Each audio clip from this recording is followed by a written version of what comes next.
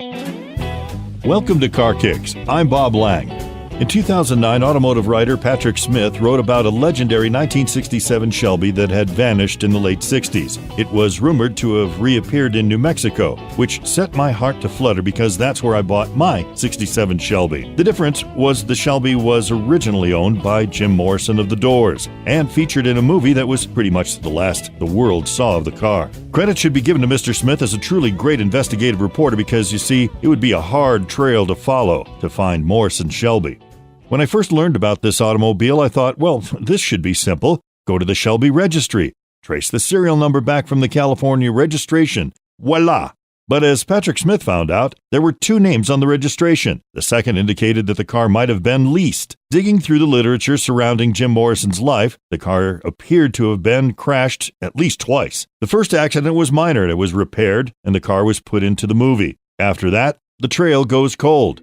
Now, if the insurance company paid out a claim, the car would have been auctioned somewhere around Los Angeles, and likely the bits scattered to the four hot rod builder wins. But this little piece here is as much a tribute to the men and women who helped search for the car as it is for the car itself. We live in a modern era with clicks and swipes that allow us access to vast amounts of research. In the late 60s, early 70s, things weren't so well documented and preserved. According to the article by Mr. Smith, even the Shelby registry has not yet confirmed any existence of Morrison's car or the remains. There was an interesting mix of clues in the New Mexico Shelby, though. Remember, Jim Morrison actually lived in Albuquerque in his earlier years. It had the wrong color interior. Morrison's was parchment. This car was black. But the New Mexico Shelby had 357 Magnum casings embedded in the dashboard. And through research, it was found out that Jim Morrison's friend just so happened to have a 357 Magnum. But that's some light evidence to be applying to something so important. Smith also spoke with Brett Madison of ShelbyMustang.com, who had also been researching the car. It was his contact with a shop in Kansas where the Shelby was located. He convinced the man to give him the VIN number, and it was not a match. Brett's opinion was that Jim Morrison's Shelby lived a hard life and was no longer in existence. More evidence of the destruction of the Morrison Shelby came in an interview with Vince Traynor, the Doors stage manager, for a book he was doing about Elektra Records.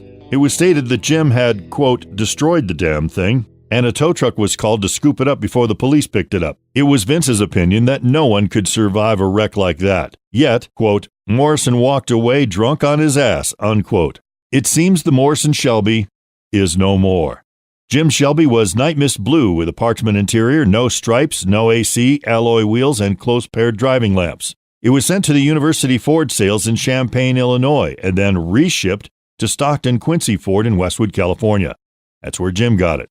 We purposefully left out some of the details that true car guys would find interesting, and that's to direct you to phscollectorcarworld.blogspot.com, where you'll find lots of great reading and the details on Jim Morrison's Shelby.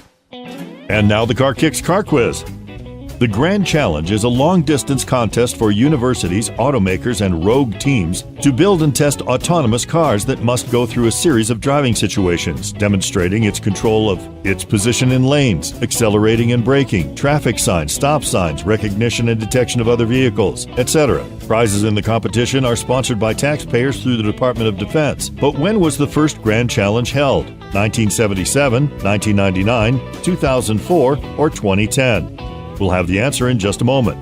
Just like to take a moment and call out CarParts.com. It isn't just a website, it's a team of people dedicated to getting you the right part at the best price. My experience with them was excellent. The part arrived damaged from shipping. It was expensive and heavy. CarParts.com didn't miss a beat. With one contact to customer service, a new part was flying on its way fast. Try CarParts.com. They have over 1 million parts and accessories. They have high-performance parts that'll help your engine churn out more power, or just that hard-to-find replacement part. Their large selection of parts combined with their user-friendly interface makes shopping easy. Finding your needed components is a snap because of the features on their site. They offer a low-price guarantee as well with every product that they offer. Shipping is fast. As I said, my experience was absolutely stress-free. Excellent customer service and no sweat problem resolution. I endorse them as a quality provider. Use CarParts.com next time you need a part for your daily driver, hot rod, classic, or off-road vehicle. CarParts.com. And now the answer to your Car Kicks Car Quiz. The answer is C, 2004. The first competition was held in March of that year in a part of the Mojave Desert from near Barstow to just past the California-Nevada border in Primm. None of the autonomous vehicles finished the route, but Carnegie Mellon University's Red Team had a converted Humvee that traveled the farthest distance, making it 7.3 miles before getting hung up on a rock. The next year, all but one of the 23 finalists passed the old record, and 5 vehicles successfully completed the course, collecting a handsome prize fund of $2 million, followed by $1 million for the next place and $500,000 respectively. And that's your Car Kicks Car Quiz.